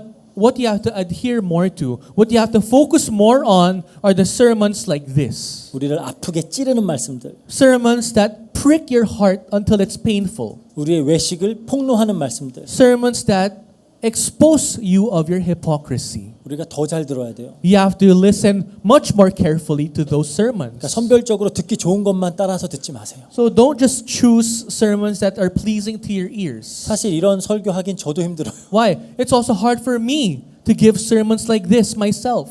내 자신이 계속 비춰지니까. Because I get to see myself while I give this sermon. 근데 이렇게 예수님께서 경고하시는 그 외식의 모습이 우리 안에 발견되어진다면 그때는 우리는 빨리 돌이켜서 회개해야 되겠죠. But when you see the hypocrisy that Jesus is exposing, when you see that in yourself, you have to turn your back against his hypocrisy as fast as you can. 바른 믿음 앞에 서야 You 되겠죠. have to stand before true faith. 정말 믿음으로 그렇게 결단할 수 있는 우리 필리핀 안디옥 교회 성도님들 되시기를 주의 이름으로 축복합니다. And I pray and bless that all the members of our church can be able to make that act of faith together. 다 같이 기도하겠습니다. So let's end in prayer. 사랑과 은혜가 풍성하신 하나님 감사합니다. Father God, full of love and grace, we thank you. 말씀을 통해 무엇이 복이며 무엇이 화인지를 알게 하시고 Through today's sermon, we thank you once again for allowing us to know what true blessings are and what true curses and woes are. 또 우리 스스로를 비춰보고 또 회개하고 돌이킬 수 있도록 허락하시니 We 감사합니다. thank you for allowing us to examine and reflect on ourselves.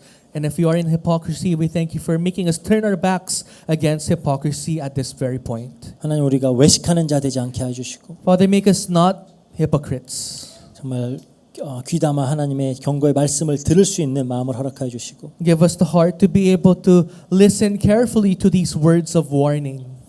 정말 사실적으로 회개하고 돌이키고 변화되어 줄 수 있는 우리가 되어 줄 수 있도록 주님께서 역사해 주세요. May you work in our lives so that we can realize it, that we can repent and turn our backs from hypocrisy. 감사드리며 예수 그리스도 이름으로 We 기도합니다. thank you and we pray in the mighty name of Jesus Christ. 아멘. 우리 이어서 바로 이제 세례식하고 성찬식 진행하도록 하겠습니다. So let us continue right away to the baptism and the communion. 네, 여기 좀 도와주시고요. Can you help assist for the baptism?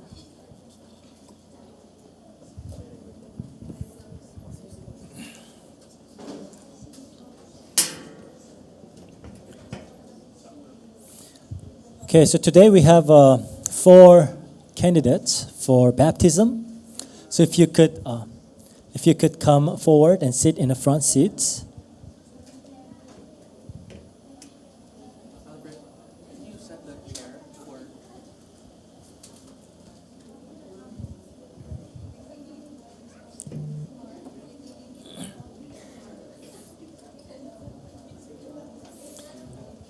So our candidates for baptism are Miss Mary V. Lagundi and Miss Mary Grace Sano and Ramjo Advento and Mark Muyano.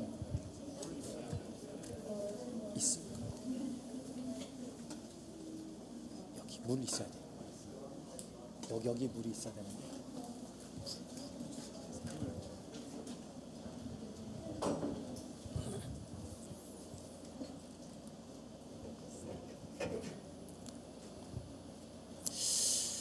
Right, so before we proceed with our baptism ceremony, let us pray.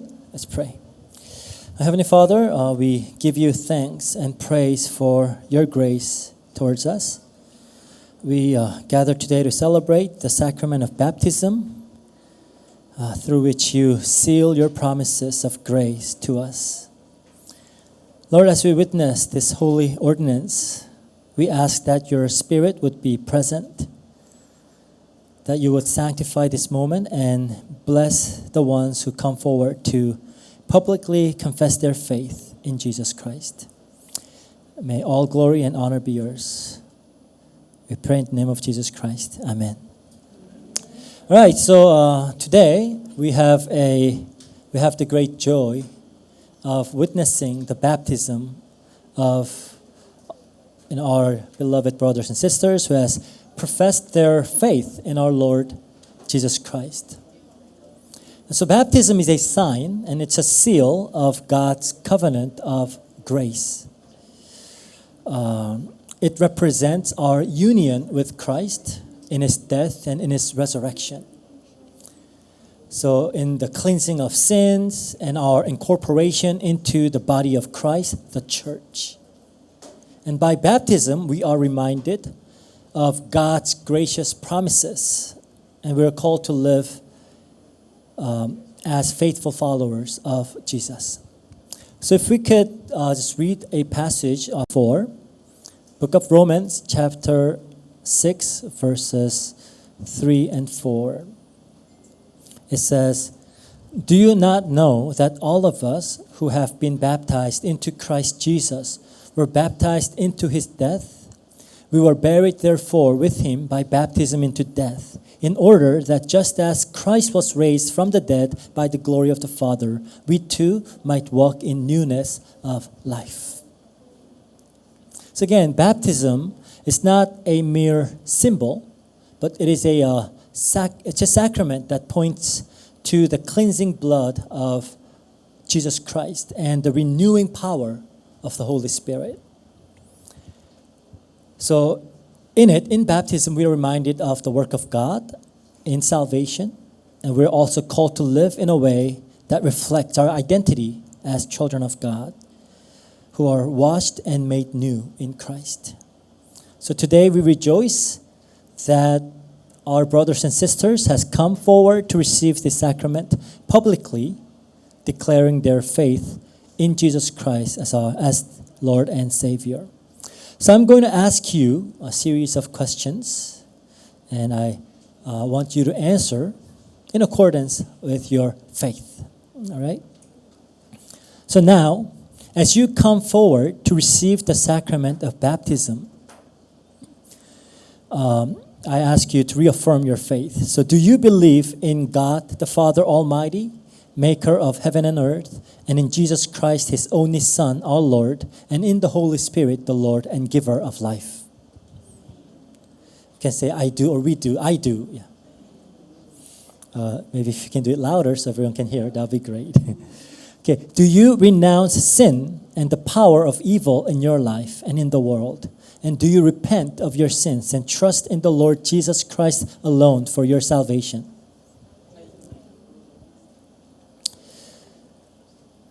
And lastly, do you promise by God's grace to be Christ's faithful disciple, to obey His word, and to show His love as long as you live? All right. So we will proceed with the baptism procedures.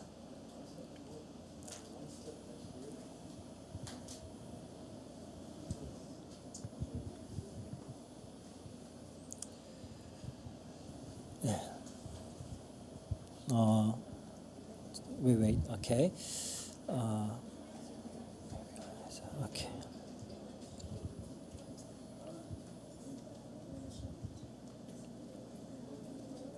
If you 어떻게 한다고? If you could come forward, let's start with Miss Mary Grace Sano.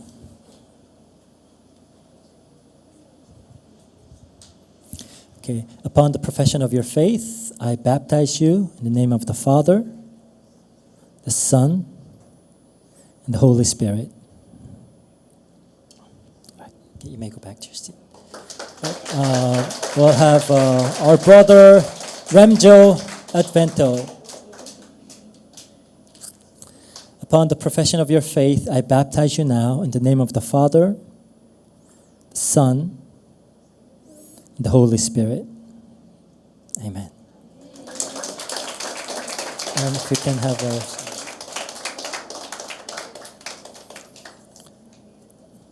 Upon the profession of your faith, now I baptize you in the name of the Father, the name of the Son, the Holy Spirit. Amen. And our brother Mark Muyano.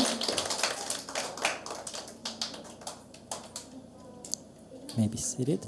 So upon the profession of your faith, I baptize you now in the name of the Father, the Son, and of the Holy Spirit. Amen.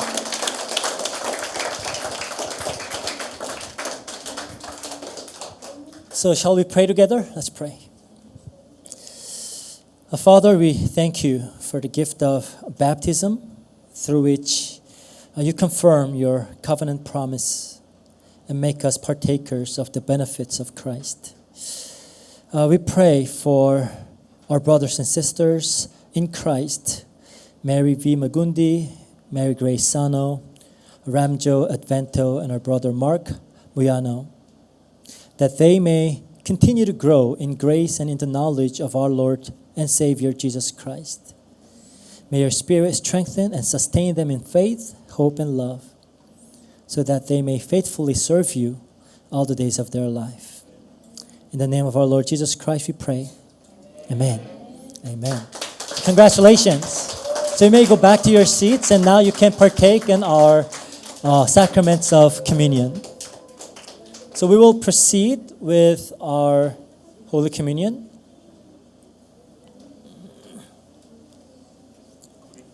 (11장)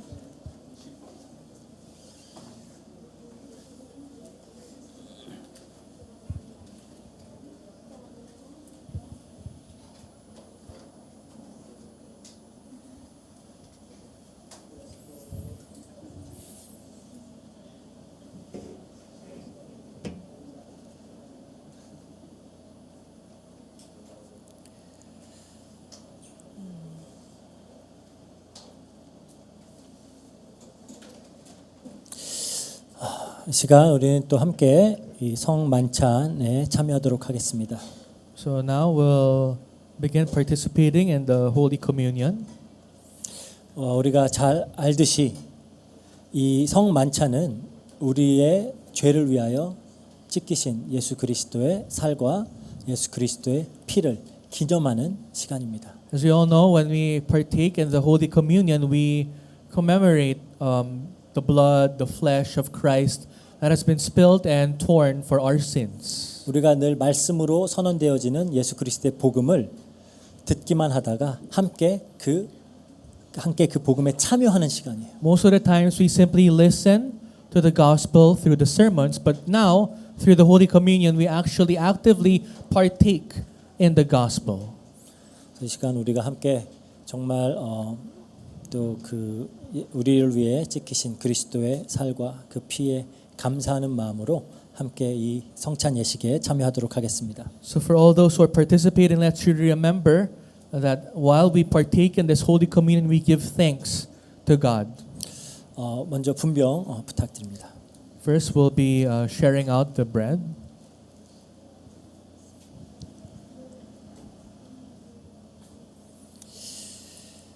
내가 너희에게 전한 것은 주께 받은 것이니 곧 주 예수께서 잡히시던 밤에 떡을 가지사 축사하시고 떼어 이르시되 이것은 너희를 위하는 내 몸이니 이것을 행하여 나를 기념하라 하시고 식후에 또한 그와 같이 잔을 가지시고 이르시되 이 잔은 내 피로 세운 새 언약이니 이것을 행하여 마실 때마다 나를 기념하라 하셨으니 너희가 이 떡을 먹으며 이 잔을 마실 때마다 주의 죽으심을 그가 오실 때까지 전하는 것이니라.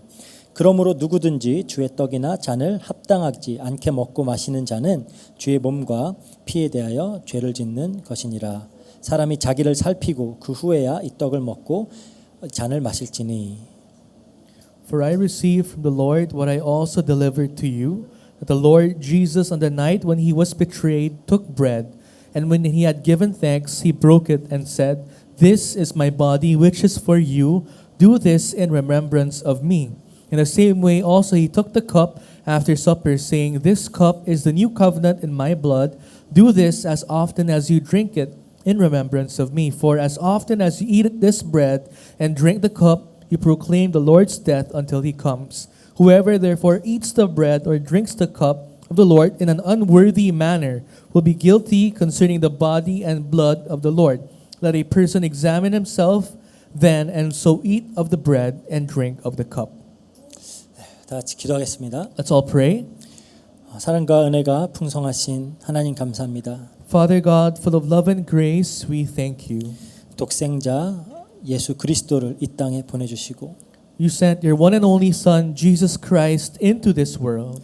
우리를 죄에서 구원하기 위하여 십자가에서 그 살을 찢기게 하시니 감사합니다. And to free us from our sins, Lord, Jesus Christ's flesh had to be torn in the cross. 우리가 또 이 성찬 예식에 참여하며 우리를 위하여 찢기신 예수 그리스도의 그 살과 피를 깊이 묵상합니다. Lord, as we participate in this Holy Communion, we deeply meditate on the sacrifice Jesus Christ had made at the cross for us. 우리를 위하여 희생하신 그 예수 그리스도의 희생에 우리가 감사하며 또 그 복음을 땅 끝까지 전하기를 소원합니다. Lord, we hope that we continue to give thanks of the sacrifice that Christ had made for us at the cross and use our life to share this gospel until the ends of the earth. 정말 우리가 이 떡을 먹을 때 예수 그리스도의 말씀이 우리 안에 살아서 우리가 더욱 변화되어지고 거룩하여지고 또 예수 그리스도의 복음을 땅 끝까지 증거할 수 있도록 주님께서 역사해 주세요. And as we eat the bread, Jesus Christ, may it really come to life in our life. May you lead us to holiness, and may you use our life to share the gospel until the ends of the earth. 감사드리며 예수 그리스도 이름으로 기도합니다. We thank you and we pray in the mighty name of Jesus Christ. 아멘. Amen. 다 같이 떡을 먹도록 하겠습니다. So let's eat this together.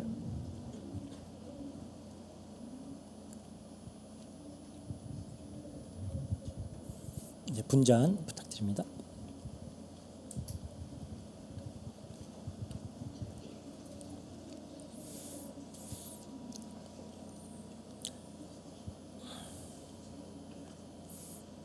우리가 마실 이 포도주는 우리를 위하여 흘리신 예수 그리스도의 피를 기념하는 일입니다.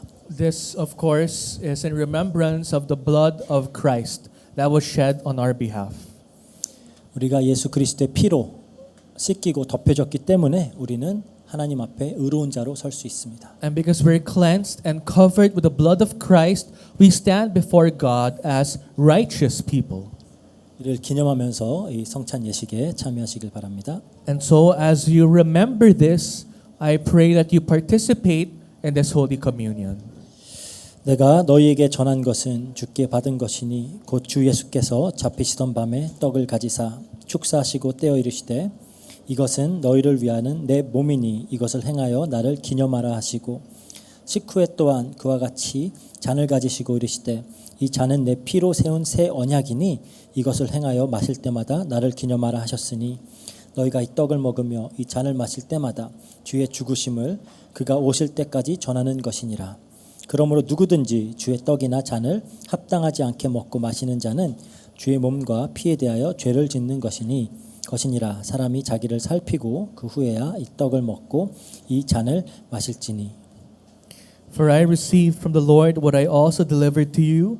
The Lord Jesus, on the night when he was betrayed, took bread, and when he had given thanks, he broke it and said, "This is my body, which is for you. Do this in remembrance of me." In the same way, also he took the cup after supper, saying, "This cup is the new covenant in my blood. Do this as often as you drink it in remembrance of me. For as often as you eat this bread and drink the cup, you proclaim the Lord's death until he comes. Whoever therefore eats the bread or drinks the cup of the Lord in an unworthy manner will be guilty concerning the body and blood of the Lord. Let a person examine himself then, and also eat of the bread and drink of this cup." 다 같이 기도하도록 하겠습니다. Let's all pray. 사랑과 은혜가 풍성하신 하나님 감사합니다. Father God, full of love and grace, we thank you. 예수 그리스도께서 십자가에서 흘리신 그 피로 우리의 죄를 깨끗이 씻어 주시니 감사합니다. We thank you for cleaning all our sins with the blood of Christ that was shed at the cross. 우리를 하얀 눈처럼 정하게 하시니 감사합니다. And we thank you for making us white as snow. 이 성찬 예식에 참여하는 우리를 위하여 흘리신 그리스도의 피를 늘 기념하고 늘 찬양하고 증거할 수 있도록 역사해 주세요. May all those who participate in this Holy Communion remember, celebrate, and share what Christ has done for us. 감사드리며 예수 그리스도 이름으로 기도합니다. We thank you and we pray in the mighty name of Jesus Christ. 아멘. Amen. 다 같이 잔을 마시도록 하겠습니다. So let us all drink together.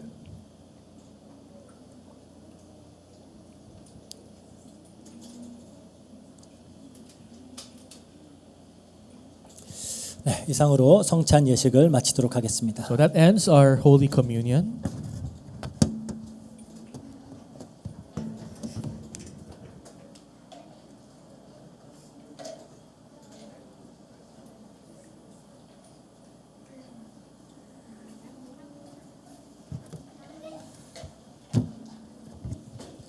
Ayan. So for our offertory, let's sing this song, Jesus at the Center.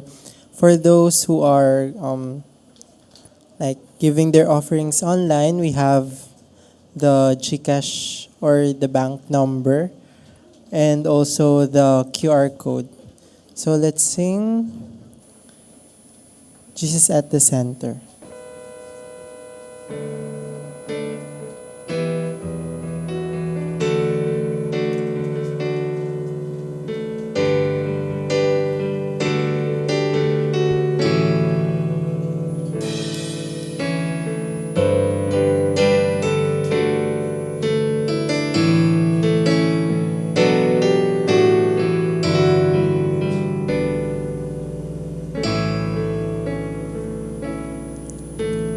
Jesus at the center of it all.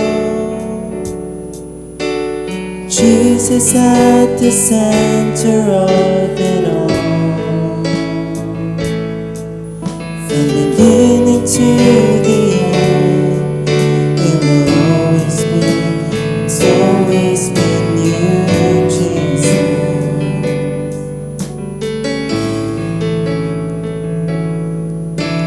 Jesus at the center of it all.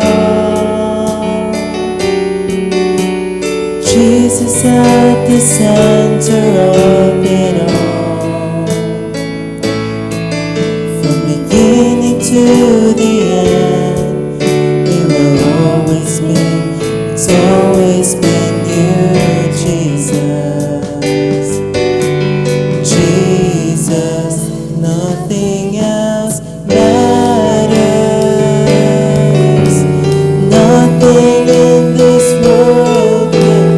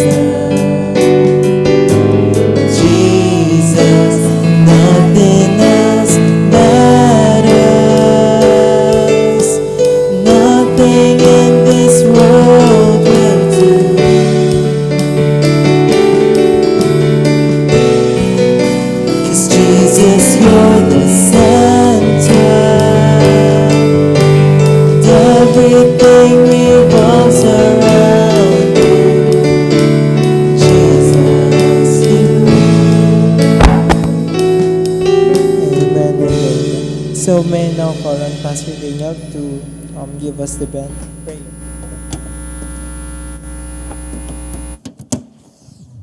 기도하겠습니다. So I'll pray. 사랑과 은혜가 풍성하신 하나님 감사합니다. Father God, for the love and grace, we thank you. 정말 우리를 구원해 주시고 또 하나님 삼아 주시며 또 하늘 천국 유업을 약속하여 주시니 감사합니다. We thank you for saving us, considering us your children, and granting us the inheritance of the kingdom of God. 지금도 우리와 함께 하시며 말씀으로 가르치시고 인도하며 변화시켜 가 주시니 감사합니다. We thank you for being with us even at this moment, changing us and teaching us with the word of God. 하나님의 은혜에 감사하여 또 작은 예물을 하나님께 드립니다. And Lord, because we're so thankful of the grace that you have given us, we prepared a humble amount of offering. 이 예물이 사용되는 곳마다 예수 그리스도의 이름이 높아지게 하시고 May wherever these offerings be used, the name of Jesus Christ be uplifted. 그리스도의 긍휼과 이 은혜와 이 은혜의 복음이 증거되어 줄 수 있도록 주님께서 역사해 주세요. And may it work so that in this age may the gospel of grace and mercy be proclaimed. 감사드리며 예수 그리스도 이름으로 기도합니다. We thank you and we pray in the mighty name of Jesus Christ. 아멘.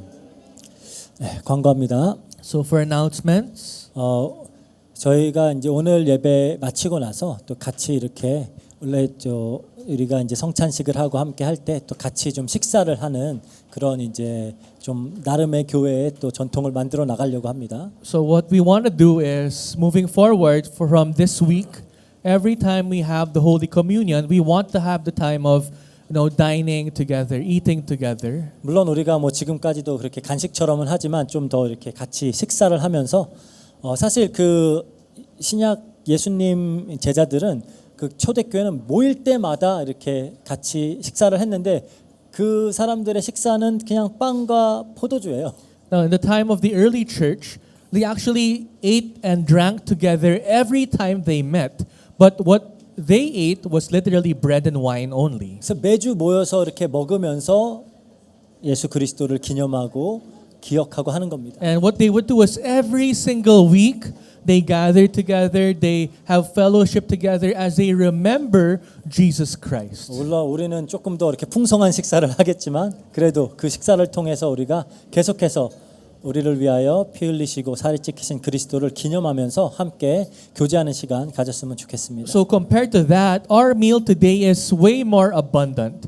But as we, eat together, let's really remember Jesus Christ in our lives. 네, 그리고 이제 광고 계속 드리듯이 11월 첫째 주부터는 예배 시간도 변화되어지고 예배 형식도 조금씩 달라질 겁니다. So we've been continuously announcing, starting November, the time of the worship service and the format of the worship service will change. 또 여러 가지 그 변화들이 있을 거예요. There will be many changes that will start to roll out. 어떻게 하면 더 우리가 이 필리핀 땅에서 복음을 더 잘 증거하고 또 더 하나님께서 기뻐하시는 교회로 설 수 있을까 고민하면서 이제 준비를 해 나가고 있습니다. And we're continuously preparing as we really toil and think, how can we effectively share the gospel better in the Philippines? And how can we reach more people better? 그래서 이를 위해서 다 같이 함께 또 기도해 주시면서 또 함께 준비해 주시길 바랍니다. So please pray also for this together as we prepare.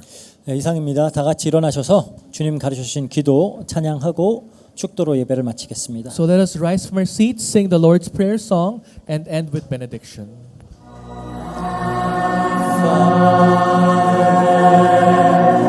Which art in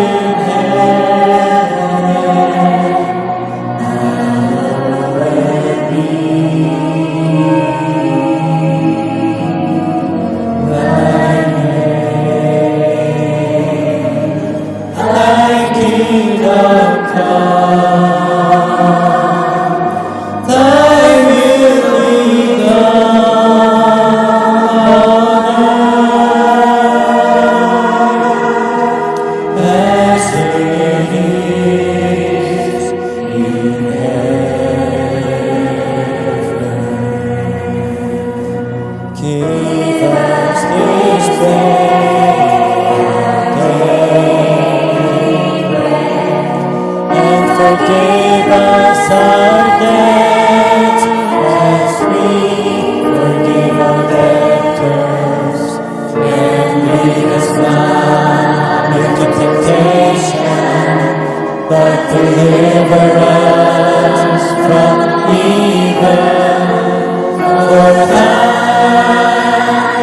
is the kingdom and the power and the glory forever.